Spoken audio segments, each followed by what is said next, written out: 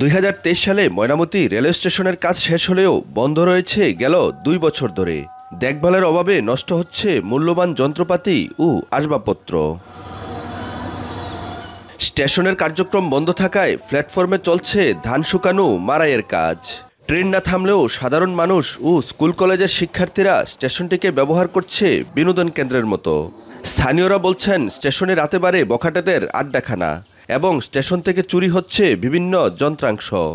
এখানে দেখেন কি সুন্দর করে একটা স্টেশন বানানো হয়েছে, এটা অযথাই পড়ে আছে, কিন্তু এটাতে কোনো কার্যকর করা হইতেছে না। এদিকে পোলাপানে রাত হলে এই নেশা মাদক এগুলা নিয়ে ব্যস্ত থাকে, আর এই অঞ্চলটা টোটালি বস্তি বানায় ফেলছে। কুমিল্লার সবচেয়ে বড় বাস স্টেশনের পাশেই ময়নামতি রেলওয়ে স্টেশনের অবস্থান। স্টেশনটি চালু হলে বৃদ্ধি পাবে যাত্রী সেবা, সরকার পাবে বিপুল পরিমাণ রাজস্ব। এখানে যদি ট্রেন প্রতিনিধিত্ব থামতো, এদিকে আমাদের অনেক যাত্রীরা, কুমিল্লা সিটির অনেক যাত্রীরা সুবিধা হতো। এখানে যদি আমাদের ট্রেন যদি থামতো তাহলে আমাদের সরকারের জন্য অনেকটা উপকার হতো, আর মানুষের জন্য আরও বেশি উপকার হতো।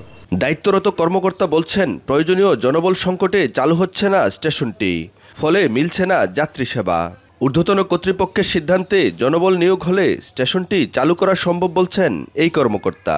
দেশের দিকে কাজ কমপ্লিট হওয়ার পরে এই পর্যন্ত বন্ধ আর কি, লোকবল সংকটের তারাতে তো লোকবল দিতে পারতেছে না দেখে হয়তো চুরিটা বেড়ে গেছে আর কি। লোকবল যদি না দেওয়া হয় আসলে এগুলো ঠেকানো আসলে খুবই দুরূহ ব্যাপার। দীর্ঘদিন আগে নির্মাণ কাজ শেষ হলেও বন্ধ থাকায় কোনো কাজে আসছে না স্টেশনটি। জনগণের অর্থ অপচয় রোধে দ্রুত স্টেশনটি চালুর দাবি সাধারণ মানুষের।